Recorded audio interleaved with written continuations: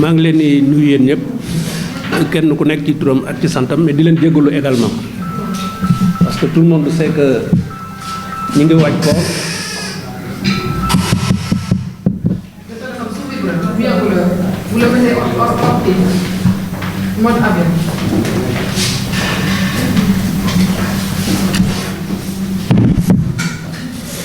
donc di leen remercier bu baax parce que à chaque fois suñu bëggee wax ak les populations on fait venir la presse mais yàlla def na à chaque fois suñu woowee la presse li ñu bëgg population yi xam ko population yi dañ koy xam donc vraiment je tenais à vous remercier très sincèrement li waral jotaay bi aussi man maa ko parce que dama jëm ci un événement très important boo xam ne sax xëy na yëngu yi ma doon yëngu yëpp li ko waral loolu moom moo taxoon parce que vous n'êtes pas sans savoir que depuis 10 ans ñu ngi organiser à Thiès la foire économique et commerciale de la région de Thiès dafa baax ñu dellusiwaat un tout petit peu ci historique bi c'est important il n'y a pas que la foire économique et commerciale de la région de Thiès mais il y a également le Maroc c'est deux événements phares yoo xam ne chaque année dañ ko doon organiser à Thiès mais li ko sabab mooy que ni moi j'ai très rapidement gis li nga xam ne ni moom moo doon ñëw mooy que ni nous avons l'autoroute à péage qui fait que nous sommes à 30 minutes de Dakar. Nous avons l'autoroute Ila Touba. Nous avons l'AIBD. Nous avons très bientôt le port de Ndayane. Donc je pense que Thiès est devenu incontestablement un carrefour. Mais tout le monde sait également que Dakar est devenu une forte concentration. Aujourd'hui, les investisseurs ne pensent plus à faire quelque chose à Dakar. Soit ils pensent à Diamniadio ou ils pensent à Thiès. Mais avantage bi Thiès am mooy Thiès est devenu un carrefour. Donc je pense que ni loolu su waree ñëw ci dëkk dañ ko war a waajal bi mooy lan moo ki ni depuis 1960 Thiès waa lu mu soxla day génn dem uti ji ko su fekkente ne ni liggéey la day dem uti ji ko su fekkente ne ni këyit la day dem uti ji ko mais su ñu demee ba nga xamante ne ni lépp dafa war a dellusiwaat ñun je pense que ni dañu war a waajal suñu bopp c'est très important c'est pourquoi nous avons un programme en partenariat bien entendu avec l'UNACOIS de faire en sorte que dans les 5 ans que Thiès soit la capitale de la petite et moyenne entreprise suñu waxee capitale de la petite et moyenne entreprise on parle de la chaîne de valeur on parle de production on parle de transformation mais bu ñu demee ci transformation il faut que ñu créer un marché boo xam ne dina permettre à tout un chacun de pouvoir vendre loolu moo taxoon on avait pensé à l'organisation de la foire économique et commerciale de la région de Thiès parce que la foire économique et commerciale de la région de Thiès li ko taxoon a jóg c'était pas pour gagner de l'argent c'est un projet boo xam ne ni dañ ko tegoon di jàpp ni dans le long terme ça peut devenir une foire internationale parce que bu ñu demee ba jàpp ni ëllëg Thiès dina nekk la capitale économique du Sénégal war nañu créer benn plateforme boo xam ne dinañu permettre at bu jot les opérateurs économiques du monde mun fa daje ñu échanger mais nouer également ay partenariats yoo xam ne dina permettre ñu changer un tout petit peu la donne parce que ce que je vois aujourd'hui au Sénégal parce que moi je suis dans le secteur et on voyage aussi dans les autres pays il ne suffit pas d'avoir de l'argent pour mettre en place une entreprise soo amul xaalis mënuloo teg une entreprise même su fekkee ne tu as de bonnes idées je pense que c'est une chose à rectifier aujourd'hui il y a des gens qui ont des idées mais qui n'ont pas de moyens mais il y a des gens qui ont des moyens mais qui n'ont pas d'idées donc boo associer ñaar yooyu tu permets à quelqu'un de mettre en place une entreprise je pense que ni c'est très important moo tax ñu xalaat ni dans les 5 ans effectivement on peut réussir à mettre en place donc faire en sorte que Thiès soit la capitale de la petite et moyenne entreprise tout dernièrement j'étais en Arabie Saoudite où j'ai fait 2 mois et 15 jours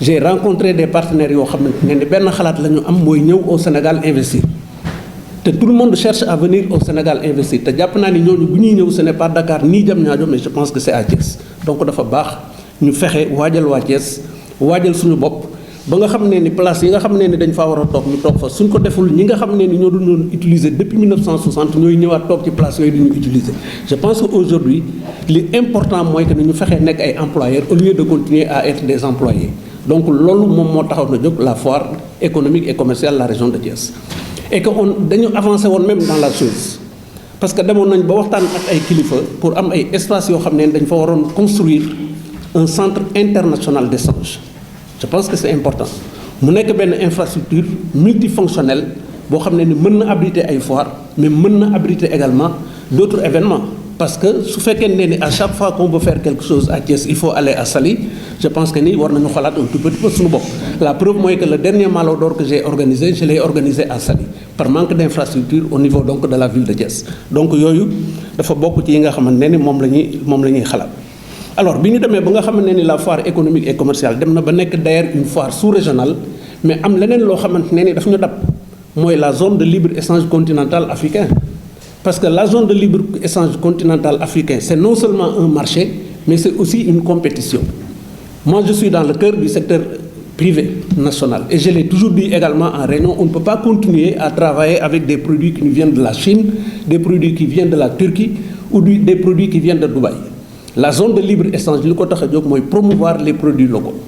Te produits locaux yooyu, je pense que ni am na ci ñun, am na ci yeneen réewu Afrique yi. Donc suñu boolee suñu doole. Je pense que nous avons suffisamment de moyens qui nous permettre de nous lancer dans la production et dans la transformation également, mais de nous permettre de nous commercer entre nous, mais faire face également aux autres, parce que l'économie c'est tout simplement des rapports de force. Qui le doole moo lay gën a dem ki la gën a néew doole moom mooy taxaw di tendre toujours la main et je pense que l'Afrique aujourd'hui fii ñu toll dafa weesu di tendre la main donc dañu war a dem ci li ñuy wax un partenariat gagnant-gagnant. C'est pourquoi j'ai discuté avec l'Union des conseils des chargeurs africains pour l'organisation d'une foire intra-africaine. Ce sera une foire internationale à Thiès au mois de novembre. Pour un budget de 400 millions dont les 80% du budget sont déjà mobilisés. Li ko tax a jóg mooy que ni dañu bëgg a teg benn plateforme boo xam ne ni dafay permettre aux opérateurs économiques des pays membres, parce qu'ils sont aujourd'hui 19 pays qui ont déjà donc donné leur accord, qui ont déjà signé et qui ont déjà cotisé. Il s'agit de l'Angola, du Bénin, le Burkina Faso, le Cameroun, le Congo, la Côte d'Ivoire, il y a le Gabon, il y a la RDC, il y a le Ghana, il y a la Guinée-Conakry, la Guinée-Bissau, le Mali, le Nigeria et le Sénégal. Donc au moins 100 exposants dinañ jóge ci réew yooyu ñoo fekk ci Sénégal au moins 200 exposants ça ce qui veut dire que on aura au moins 300 exposants yoo xam ne dinañ participer à cette foire-là au mois de novembre ici à Thiès. Donc l'objet de la rencontre d'aujourd'hui c'est de lancer la foire internationale de la région de Thiès bi nga xamante ne ni dañ koy organiser avec nos partenaires au mois de novembre et ici à Thiès. Je pense que ni loolu dafa am solo léegi nag li ci am solo mooy que ni plateforme boobu ñu bëgg a taxawal parce que man mi nekk au Sénégal mais je vais aussi vous donner une information parce que ce sera peut-être une foire exclusivement réservée aux femmes parce que gis nañ ni les femmes sont suffisamment formées elles ont de l'expertise mais malheureusement aujourd'hui seen problème mooy amuñu ay moyens yoo xam ne ni mën na leen permettre seen xam-xam boobu ñu mën ko jariñoo. Alors qu'est-ce qu'il faut faire maintenant pour permettre à ces femmes-là de pouvoir en tout cas d'avoir ces moyens et de pouvoir di dund ci li nga xamante ne mooy seen xam-xam il faut aller chercher les moyens jëli ji ko indi ko mettre ko à leur disposition te je pense que ni suñ ko defee on peut les utiliser comme arme boo xam ne dinañu mën a permettre ci zone de libre-échange boobu bu ñu fa demee du ñu des ginnaaw donc plateforme boobu dañ koy taxawal mais dina taxawal aussi beneen plateforme boo xam ne plateforme numérique lay doon parce que on peut à temps réel savoir ce qui se passe dans l'autre marché. On n'a pas besoin de se déplacer pour acheter. On peut rester au Sénégal et acheter. Celui qui est au Ghana peut rester au Ghana pour acheter au Sénégal. Donc plateforme boobu également dinañ ko taxawal en partenariat avec le ministère de l'économie numérique. Loolu aussi dinañ ko def. Mais en marge de cette foire, il y a le festival Thiès sur scène. Parce que moi je pense à l'économie culturelle, à l'industrie culturelle, excusez-moi. C'est important. Senghor disait développement économique mënul am sans un développement culturel. Mais le développement culturel, ce n'est peut-être pas la musique ou la danse, parce que la culture est encore beaucoup plus vaste que ça. Parce que même la façon de manger, la façon de s'habiller, je pense que c'est culturel. Et nous avons besoin d'avoir un marché aujourd'hui, parce que nous sommes dans un marché ouvert. Je ne dis pas aux gens de ne pas consommer ce qui vient d'ailleurs, mais il faut aussi nous mettre en avant donc ce que nous avons comme produit. Je pense que aujourd'hui, vous avez vu que les industries textiles au Sénégal disparaissent parce que effectivement les Sénégalais ou les Africains ne s'habillent pas à l'africaine. Ça c'est important. Tout dernièrement, nous avons entendu les gens dire France Auchan dégage. Moi j'étais contre, bien que je suis dans l'INACOA, mais j'étais contre. Parce que la nature a horreur du vide. am na loo xam ne ni soo ko waree def loo ko dina am ñeneen ñoo xamante ne ni dina ñëw def ko à ta place. Mais aujourd'hui li nga xam ne mooy régler problème boobu nous sommes en train de réfléchir et très bientôt di ngeen gis ñu commencer investir ci loolu mooy de grandes surfaces yoo xamante ne ni ça ne fait que vendre nos produits locaux Parce que Auchan peut venir au Sénégal vendre des produits qui viennent de la France, mais Auchan ne peut pas être au Sénégal pour vendre les produits que les Sénégalais produisent. Où sont les opérateurs économiques sénégalais? Ça aussi, c'est un autre problème. Et Thiès a besoin d'être construit. Et Thiès, ay doomu Thiès ñoo mën a construire Thiès. Cela ne veut pas dire qu'on s'enferme. Parce que le Sénégal, c'est le Sénégal. Mais jàpp naa ni tabax Thiès, Thiès a ci war a jiitu. Donc loolu moo tax aujourd'hui ñu xalaat ni cette foire internationale là bi nga xamante ne ni xëy na dañu doon wax sax ñu organiser ko feneen, je me suis battu pour mu ñëw Thiès, mooy waajal li nga xamante ne ni mooy avenir u Thiès. Donc il y aura au mois de novembre, Inch'Allah, la foire internationale donc de Thiès et le festival Thiès sur scène. Dans ce festival, nous avons déjà pratiquement discuté avec les têtes d'affiche, en tout cas qui sont au Sénégal. Parce que nous avons, comme musiciens, yi nga xam ne ni war nañ ci participer, nous avons déjà Wally Seck, nous avons Pape Diouf, nous avons Sidi Diop, nous avons Viviane, nous avons Titi, nous avons également les groupes de Thiès. Parce que moi, j'ai toujours travaillé à faire la promotion des groupes de Thiès. Donc c'est un événement, au moins ça va nous coûter 450 à 500 millions de francs. Je pense que ce n'est pas un petit événement, c'est un événement important. Il faut qu'à partir de maintenant, c'est vrai que novembre, ce n'est pas encore demain, mais nous pouvons lancer pour que nous, la presse et les populations de Thiès, nous commençons à travailler.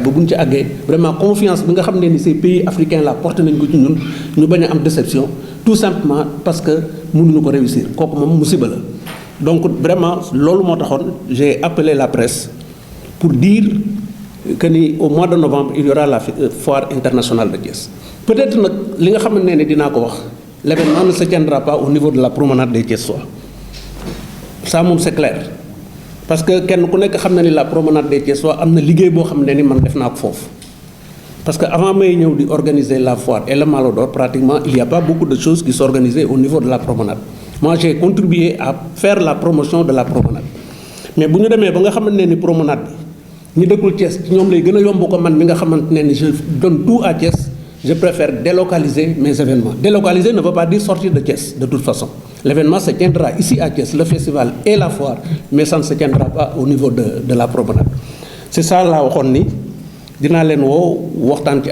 Lancer ce message-là pour que ça se prépare et que le Thiès sera la capitale de l'Afrique pendant au moins 15 jours. Parce qu'il y aura également un grand forum organisé ici à Thiès qui concerne l'investissement.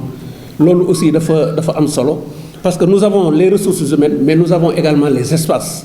On peut avoir des gens qui peuvent venir nous appuyer pour que nous puissions occuper ces espaces-là. Je pense que nous tendons la main à ces gens-là. En tout cas, pour ne pas être très long, l'idée à mon importance, il y aura au mois de novembre la foire internationale de Thiès.